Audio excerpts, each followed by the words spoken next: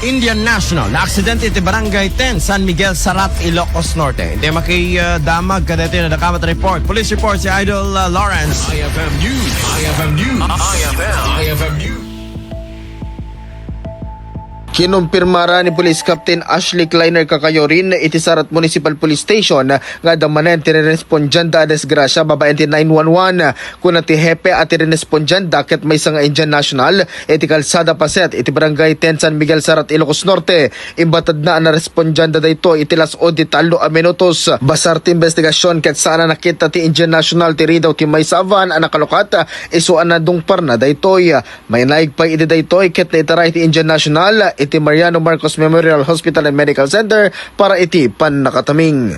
Iti tawag manipod iti 911. So informing this station nga iti na desgrasya iti Barangay 10 San Miguel Sarat, Ilocos Norte. Ket apaman deta panaka-receive tayo iti information ket dagos nga nagresponde dagiti kapulisan tayo nga iti daytang area. So upon reaching the area ket ditangarod nga nakita da iti biktima nga may isang Indian National, Sir Lawrence. Gapo iti napasama ka aksidente ket nagbalaag ti hepe iti init ti Sarata nga agbalin ko mga attentive dagiti amin na motorista ken agfocus dalaeng iti dalan. Para iti IFM News, Idol Lawrence Martinez, Tatak, RMN.